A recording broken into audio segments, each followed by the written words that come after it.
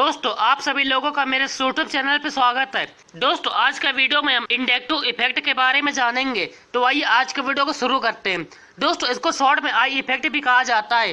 तो दोस्तों आइए इसकी तरफ चलते हैं।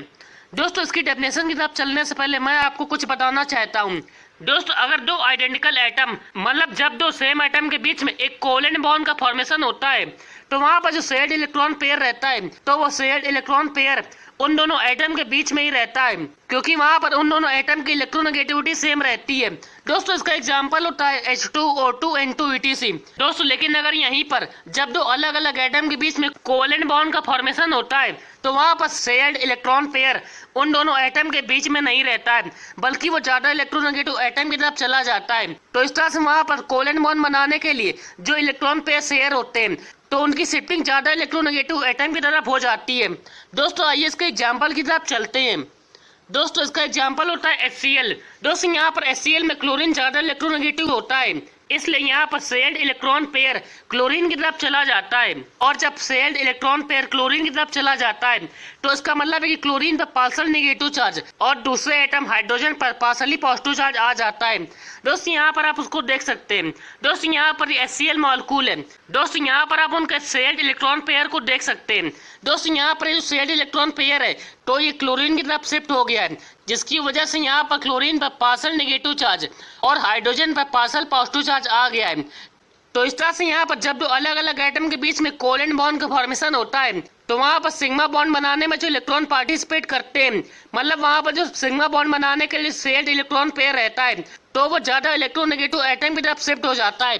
तो इसी शिफ्टिंग को इंडक्टिव इफेक्ट कहा जाता है। तो आइए अब इंडक्टिव इफेक्ट की डेफिनेशन की तरफ चलते हैं। दोस्तों यहाँ पर आप इंडक्टिव इफेक्ट की डेफिनेशन को देख सकते हैं। In any covalent bond the shifting of shared sigma electron pair from low electronegative atom to high electronegative atom is called inductive effect. दोस्तों इसका मतलब है कि किसी भी कोवेलेंट बॉन्ड में शेयर्ड सिग्मा इलेक्ट्रॉन पेयर की लो इलेक्ट्रोनेगेटिव एटम से हाई इलेक्ट्रोनेगेटिव एटम की तरफ शिफ्टिंग को इंडक्टिव इफेक्ट कहा जाता है। दोस्तों इंडक्टिव इफेक्ट को शॉर्ट में आई इफेक्ट भी कहा जाता है। दोस्तों जहाँ पर भी इंडक्टिव इफेक्ट होता है तो उसको इस तरह से दिखाया जाता है। दोस्तों यहाँ पर आप एक कोवेलेंट बॉन्ड को देख सकते हैं और यहाँ पर इसके बीच में एक एरो का साइन लगा हुआ है। यहाँ पर इस एरो का मुंह उस एटम की तरफ रहता है जहाँ पर इलेक्ट्रॉनों की शिफ्टिंग होती है। दोस्तों आइए इंडक्टिव इफेक्ट को एग्जाम्पल से समझते हैं। दोस्तों यहाँ पर आप 3 एग्जाम्पल देख सकते हैं। दोस्तों यहाँ पर पहला एग्जाम्पल है CX बॉन्ड का। दोस्तों यहाँ पर X कोई एटम या ग्रुप हो सकता है और दोस्तों यहाँ पर X की इलेक्ट्रोनेगेटिविटी कार्बन से ज्यादा होती है। दोस्तों अगर हम यहाँ पर CX बॉन्ड की बात करें तो यहाँ पर जो X है वो ज्यादा इलेक्ट्रोनेगेटिव है, इसलिए यहाँ पर जो शेयर्ड इलेक्ट्रॉन पेयर रहेगा तो वो X की तरफ चला जाएगा, जिसकी वजह से उस पर पार्शियल नेगेटिव चार्ज आ जाता है और कार्बन पर पार्शियल पॉजिटिव चार्ज आ जाता है। और यहाँ पर इलेक्ट्रॉनों की शिफ्टिंग X की तरफ हो रही है, इसलिए यहाँ पर इनके बीच में जो कोवेलेंट बॉन्ड बन रहा है तो उसके बीच में एक एरो का साइन लगा दिया गया है और उस एरो का साइन X की तरफ है, मतलब वो ये दिखा रहा है कि इलेक्ट्रॉनों की शिफ्टिंग X की तरफ हो रही है। दोस्तों अगर हम यहीं पर कार्बन की जगह पर कार्बन चेन ले लें तो कार्बन चेन को आप यहाँ पर देख सकते हैं। दोस्तों यहाँ पर हमने कार्बन चेन के साथ 2 तरह के एटम या ग्रुप को जोड़ा है, जिसमें पहला है X और दूसरा है Y। दोस्तों यहाँ पर जो X है तो ये कार्बन से ज्यादा इलेक्ट्रोनेगेटिव है और जो Y है तो वो कार्बन से कम इलेक्ट्रोनेगेटिव है। तो आइए इन दोनों एग्जांपल से इंडक्टिव इफेक्ट को एक्सप्लेन करते हैं। दोस्तों अगर हम यहाँ पर इसकी बात करें तो यहाँ पर जो X है तो वो कार्बन से ज्यादा इलेक्ट्रोनेगेटिव है, इसलिए वो कार्बन से शेयर्ड इलेक्ट्रॉन पेयर को अपनी तरफ खींच लेगा। तो उसको आप यहाँ पर देख सकते हैं। इसकी वजह से X पर पार्शियल नेगेटिव चार्ज और कार्बन पर पार्शियल पॉजिटिव चार्ज आ जाता है। दोस्तों अब इसके बाद जो पहला कार्बन है इस पर इलेक्ट्रॉनों की कमी हो जाती है, तो वो अपनी इलेक्ट्रॉनों की कमी को दूर करने के लिए दूसरे कार्बन से इलेक्ट्रॉनों को अपनी तरफ खींचने लगता है, जिसकी वजह से दूसरे कार्बन पर भी कुछ पॉजिटिव चार्ज आ जाता है। तो उसको आप यहाँ पर देख सकते हैं। दोस्तों अब इसके बाद दूसरे कार्बन पर भी इलेक्ट्रॉनों की कमी हो जाती है, वो अपने इलेक्ट्रॉनों की कमी को दूर करने के लिए तीसरे कार्बन से इलेक्ट्रॉनों को अपनी तरफ खींच लेता है, जिसकी वजह से तीसरे कार्बन पर भी कुछ पॉजिटिव चार्ज आ जाता है। तो उसको आप यहाँ पर देख सकते हैं। दोस्तों अब इसके बाद ये कार्बन अपनी इलेक्ट्रॉनों की कमी को दूर करने के लिए चौथे कार्बन से इलेक्ट्रॉनों को अपनी तरफ खींच लेता है, जिसकी वजह से उस पर भी इलेक्ट्रॉनों की कुछ कमी हो जाती है। दोस्तों यहाँ पर जो इंडक्टिव इफेक्ट रहता है तो इंडक्टिव इफेक्ट तीसरे कार्बन एटम तक ज्यादा इफेक्टिव रहता है, उसके बाद के कार्बन एटम में इंडक्टिव इफेक्ट बहुत कम हो जाता है। तो यहाँ पर चौथे कार्बन पर जो पॉजिटिव चार्ज आता है तो वो बहुत ही कम रहता है। दोस्तों यहाँ पर ध्यान रखिएगा कि पहले कार्बन पर जो पॉजिटिव चार्ज है तो वो सबसे ज्यादा रहता है, इससे कम दूसरे कार्बन का पॉजिटिव चार्ज है, इससे कम तीसरे कार्बन का पॉजिटिव चार्ज है और सबसे कम चौथे कार्बन का पॉजिटिव चार्ज होता है। तो इस तरह से हमने देखा कि यहाँ पर जो X है तो जब वो पहले कार्बन से इलेक्ट्रॉनों को खींचता है तो पहले कार्बन पर इलेक्ट्रॉनों की कमी हो जाती है, वो अपनी कमी को दूर करने के लिए दूसरे कार्बन से इलेक्ट्रॉनों को अपनी तरफ खींचने लगता है, तो इसकी वजह से दूसरे कार्बन पर भी इलेक्ट्रॉनों की कमी हो जाती है, वो अपनी इलेक्ट्रॉनों की कमी को दूर करने के लिए तीसरे कार्बन से इलेक्ट्रॉनों को अपनी तरफ खींचता है, जिसकी वजह से तीसरे कार्बन पर भी इलेक्ट्रॉनों की कमी हो जाती है और वो अपनी इलेक्ट्रॉनों की कमी को दूर करने के लिए चौथे कार्बन से इलेक्ट्रॉनों को अपनी तरफ खींचता है। दोस्तों यहाँ पर ध्यान रखिएगा जो इंडक्टिव इफेक्ट X की वजह से जनरेट हुआ था तो वो तीसरे कार्बन तक ही रहता है, तीसरे कार्बन के बाद इंडक्टिव इफेक्ट लगभग बहुत कम हो जाता है, या हम उसको कह सकते हैं कि वो इफेक्ट नेग्लिजिबल हो जाता है।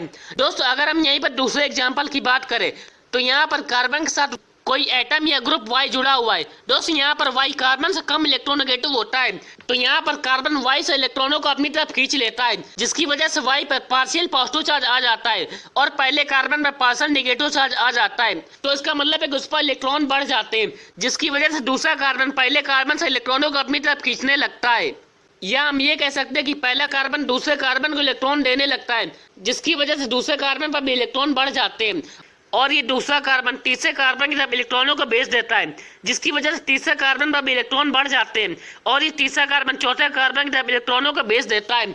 तो इस तरह से हमने देखा कि यहाँ पर जो पहला कार्बन था तो वो Y से इलेक्ट्रॉनों को अपनी तरफ खींच रहा था, जिसकी वजह से उस पर इलेक्ट्रॉन बढ़ जा रहे थे और वो अपने इलेक्ट्रॉनों को दूसरे कार्बन की तरफ भेज रहा था। इसी तरह से दूसरा कार्बन तीसरे की तरफ भेज रहा था और तीसरा कार्बन चौथे की तरफ भेज रहा था। दोस्तों यहाँ पर भी ध्यान रखिएगा कि यहाँ पर जो पहले कार्बन पर नेगेटिव चार्ज है वो सबसे ज्यादा रहता है, दूसरे कार्बन पर जो नेगेटिव चार्ज है तो वो पहले कार्बन से कम रहता है, तीसरे कार्बन पर जो नेगेटिव चार्ज है तो वो दूसरे कार्बन से कम रहता है और जो चौथे कार्बन पर नेगेटिव चार्ज है तो वो तीसरे कार्बन से कम रहता है। दोस्तों यहाँ पर भी ध्यान रखिएगा कि तीसरे कार्बन के बाद चौथे कार्बन का जो नेगेटिव चार्ज है तो वो बहुत कम रहता है। यहाँ पर तीसरे कार्बन के बाद Y की वजह से जो इंडक्टिव इफेक्ट जनरेट होता है तो वो तीसरे कार्बन के बाद नेग्लिजिबल हो जाता है। तो इस तरह से हमने देखा कि जब कार्बन से इलेक्ट्रॉन जाते हैं तो वो कार्बन अपने इलेक्ट्रॉनों की कमी को अपने पास के दो कार्बन एटम की मदद से दूर करता है और जब कार्बन की ओर इलेक्ट्रॉन आते हैं तो वह कार्बन आए हुए इलेक्ट्रॉनों को अपने पास के दो कार्बन एटम के साथ शेयर कर लेता है। तो इस तरह से हमने देखा कि जब कार्बन से इलेक्ट्रॉन जाते हैं तो उस कार्बन के इलेक्ट्रॉनों की कमी उसके पास के दो कार्बन एटम दूर करते हैं और जब कार्बन पर इलेक्ट्रॉन आते हैं तो उस कार्बन के पास के दो कार्बन एटम उस आए हुए इलेक्ट्रॉनों को अपनी तरफ भी खींच लेते हैं। तो इस तरह से हमने देखा कि यहाँ पर कार्बन से इलेक्ट्रॉन भी जा सकते हैं और कार्बन की तरफ इलेक्ट्रॉन आ भी सकते हैं। तो यहाँ पर कार्बन से जोड़ने वाले एटम या ग्रुप के बेस पर इंडक्टिव इफेक्ट दो तरह से होते हैं। तो अब आइए इंडक्टिव इफेक्ट के टाइप की तरफ चलते हैं। दोस्तों कार्बन से जुड़ने वाले ग्रुप या एटम के बेस पर इंडक्टिव इफेक्ट दो तरह का होता है, जिसमें पहला होता है पॉजिटिव इंडक्टिव इफेक्ट और दूसरा होता है नेगेटिव इंडक्टिव इफेक्ट। दोस्तों पॉजिटिव इंडक्टिव इफेक्ट को प्लस आई इफेक्ट कहा जाता है और नेगेटिव इंडक्टिव इफेक्ट को माइनस आई इफेक्ट कहा जाता है। तो आइए पहले टाइप के इंडक्टिव इफेक्ट की तरफ चलते हैं। दोस्तों पहले हम पॉजिटिव इंडक्टिव इफेक्ट के बारे में जानेंगे, तो आइए इसकी तरफ चलते हैं। दोस्तों जब कार्बन एटम के साथ कार्बन से कम इलेक्ट्रोनेगेटिव ग्रुप या एटम जुड़ा रहता है तो वहां पर शेयर्ड इलेक्ट्रॉन पेयर कार्बन की ओर आ जाता है, तो इस तरह के इफेक्ट को प्लस आई इफेक्ट कहा जाता है। और यहाँ पर कार्बन से जो ग्रुप जुड़ता है तो उसको इलेक्ट्रॉन डोनेटिंग ग्रुप कहा जाता है। दोस्तों जैसा कि हमने अब एग्जांपल में देखा था कि जब कार्बन एटम के साथ उससे कम इलेक्ट्रोनेगेटिव एटम या ग्रुप जुड़ा रहता है तो वहां पर इलेक्ट्रॉन पेयर कार्बन की तरफ आने लगते हैं। तो इसका मतलब है कि यहाँ पर जो Y रहता है तो वो इलेक्ट्रॉनों को कार्बन की तरफ डोनेट करता है, इसलिए इसको इलेक्ट्रॉन डोनेटिंग ग्रुप कहा जाता है। दोस्तों यहाँ पर आप प्लस आई इफेक्ट दिखाने वाले कुछ ग्रुप को देख सकते हैं। दोस्तों अगर यहाँ पर Y की जगह पर 3 डिग्री कार्बन हो तो वो सबसे ज्यादा प्लस आई दिखाता है। दोस्तों अगर यहीं पर Y की जगह पर 2 डिग्री कार्बन हो तो वो 3 डिग्री कार्बन से कुछ कम प्लस आई इफेक्ट दिखाता है, और अगर यहीं पर Y की जगह पर 1 डिग्री कार्बन जुड़ा हो तो वो 2 डिग्री से भी कम प्लस आई इफेक्ट दिखाता है। 1 डिग्री कार्बन से कम plus I effect methyl group दिखाता है और इससे कम हाइड्रोजन दिखाता है। दोस्तों इसका मतलब है कि यहाँ पर Y की जगह पर टर्सरी कार्बन एटम जुड़ा हुआ तो वो आसानी से इलेक्ट्रॉनों को डोनेट करेगा, मतलब वो सबसे ज्यादा प्लस आई इफेक्ट दिखाता है। दोस्तों ये तो प्लस आई इफेक्ट के बारे में हो गया। दोस्तों अब आगे की तरफ चलते हैं। दोस्तों अब हम माइनस आई इफेक्ट के बारे में जानेंगे, तो आइए इसकी तरफ चलते हैं। दोस्तों जब कार्बन के साथ कार्बन से ज्यादा इलेक्ट्रोनेगेटिव एटम या ग्रुप जुड़ा रहता है तो वहां पर वो जुड़ा हुआ एटम या ग्रुप इलेक्ट्रॉन पेयर को अपनी तरफ खींच लेता है। तो इस तरह के इफेक्ट को माइनस आई इफेक्ट कहा जाता है। और जो ग्रुप इस तरह का इफेक्ट दिखाते हैं तो उनको इलेक्ट्रॉन विड्रॉइंग ग्रुप कहा जाता है। दोस्तों जैसा कि हमने भी एग्जांपल में देखा था कि जब कार्बन के साथ X जुड़ा रहता है, मतलब जब कार्बन के साथ उससे ज्यादा इलेक्ट्रोनेगेटिव एटम या ग्रुप जुड़ा रहता है तो वो कार्बन से इलेक्ट्रॉनों को खींच लेता है। तो इस तरह के ग्रुप को इलेक्ट्रॉन विड्रॉइंग ग्रुप कहा जाता है क्योंकि वो कार्बन से इलेक्ट्रॉनों को अपनी तरफ खींच लेते हैं। दोस्तों यहाँ पर आप माइनस आई इफेक्ट दिखाने वाले कुछ ग्रुप को देख सकते हैं। यहाँ पर सबसे ज्यादा minus I effect nitro group दिखाता है। दोस्तों इसका मतलब है कि अगर यहाँ पर X की जगह पर नाइट्रो ग्रुप जुड़ा हो तो वो कार्बन से सबसे ज्यादा इलेक्ट्रॉनों को खींच लेगा, मतलब वो सबसे ज्यादा माइनस आई इफेक्ट दिखाता है। अगर यहीं पर X की जगह पर साइनाइड ग्रुप जुड़ा हो तो वो नाइट्रो ग्रुप से कुछ कम पावर से इलेक्ट्रॉनों को अपनी तरफ खींचेगा। तो इसका मतलब है कि वो नाइट्रो ग्रुप से कम माइनस आई इफेक्ट दिखाता है। दोस्तों ये तो इंडक्टिव इफेक्ट के टाइप के बारे में हो गया। दोस्तों अब आगे की तरफ चलते हैं। दोस्तों अब हम इंडक्टिव इफेक्ट की कुछ कैरेक्टरिस्टिक्स के बारे में जान लेते हैं। तो आइए इनकी तरफ चलते हैं। दोस्तों इसकी पहली प्रॉपर्टी होती है it is a permanent effect. दोस्तों इंडक्टिव इफेक्ट एक परमानेंट इफेक्ट होता है। दोस्तों ये इसकी पहली प्रॉपर्टी है। दोस्तों इसकी दूसरी प्रॉपर्टी है it takes place between the atom bonded by a sigma bond. दोस्तों ये इफेक्ट वहीं पर पॉसिबल है जहां पर दो एटम एक सिग्मा बॉन्ड से जुड़े हुए हों। दोस्तों ये इसकी सेकंड प्रॉपर्टी होती है। दोस्तों इसकी थर्ड प्रॉपर्टी होती है it is just a shifting of electron pair not a complete transfer. दोस्तों इंडक्टिव इफेक्ट केवल इलेक्ट्रॉनों की शिफ्टिंग होती है, ना कि उनका कंप्लीट ट्रांसफर होता है। दोस्तों ये इनकी थर्ड प्रॉपर्टी हो गई। दोस्तों इसकी अगली प्रॉपर्टी होती है it is observe due to difference in the electronegativity values of two bonded atoms. दोस्तों इंडक्टिव इफेक्ट का मेन रीजन बॉन्डेड एटम की इलेक्ट्रोनेगेटिविटी वैल्यू का डिफरेंस होता है। दोस्तों ये तो इनकी फोर्थ प्रॉपर्टी हो गई है। दोस्तों अब इसकी अगली प्रॉपर्टी की तरफ चलते हैं। दोस्तों इसकी अगली प्रॉपर्टी होती है it takes place even in the absence of attacking agent. दोस्तों इंडक्टिव इफेक्ट तब भी हो सकता है जब अटैकिंग एजेंट वहां पर प्रेजेंट ना हो, मतलब ये अटैकिंग एजेंट की एब्सेंस में भी हो सकता है। दोस्तों ये इसकी फिफ्थ प्रॉपर्टी होती है।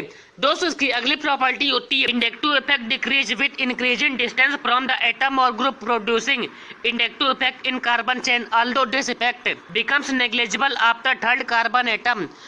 दोस्तों किसी भी कार्बन चेन में कार्बन से जुड़े एटम या ग्रुप जो उसमें इंडक्टिव इफेक्ट प्रोड्यूस करता है, तो कार्बन चेन में हम जैसे जैसे इंडक्टिव इफेक्ट प्रोड्यूस करने वाले ग्रुप से दूर जाते हैं तो इंडक्टिव इफेक्ट कम हो जाता है। दोस्तों किसी भी कार्बन चेन में कार्बन से जुड़े एटम या ग्रुप जो उसमें इंडक्टिव इफेक्ट प्रोड्यूस करता है, तो वो ग्रुप जिस कार्बन एटम से जुड़ा रहता है तो उस कार्बन को लेकर के तीसरे कार्बन के बाद ये इफेक्ट नेग्लिजिबल हो जाता है। दोस्तों आइए इसको डायग्राम से समझते हैं। दोस्तों अगर हम यहाँ पर इन दोनों एग्जाम्पल की बात करें तो यहाँ पर इन दोनों एग्जाम्पल में X और Y यही दोनों इंडक्टिव इफेक्ट प्रोड्यूस कर रहे हैं। दोस्तों अगर हम यहाँ पर पहले एग्जाम्पल की बात करें तो यहाँ पर जो X है तो ये पहले कार्बन से जुड़ा हुआ है। तो यहाँ पर पहले कार्बन को लेकर 3 कार्बन एटम तक, मतलब यहाँ तक यहीं तक ये इंडक्टिव इफेक्ट ज्यादा इफेक्टिव रहता है। इसके बाद इंडक्टिव इफेक्ट नेग्लिजिबल हो जाता है। दोस्तों इसी तरह से दूसरे एग्जाम्पल में भी होता है। यहाँ पर Y इंडक्टिव इफेक्ट प्रोड्यूस करता है और यहाँ पर ये कार्बन से जुड़ा हुआ है, तो यहाँ पर इस कार्बन को लेकर के तीसरे कार्बन तक, मतलब यहाँ तक यहीं तक इंडक्टिव इफेक्ट ज्यादा इफेक्टिव रहता है। इसके बाद से ये इफेक्ट नेग्लिजिबल हो जाता है। तो इस तरह से इंडक्टिव इफेक्ट के कैरेक्टरिस्टिक्स के बारे में हो गया। दोस्तों इसी के साथ हमारा आज का टॉपिक कंप्लीट होता है। दोस्तों उम्मीद करता हूँ आप लोग को मेरा वीडियो अच्छा लगा होगा। दोस्तों फिर मिलेंगे एक और नए वीडियो के साथ।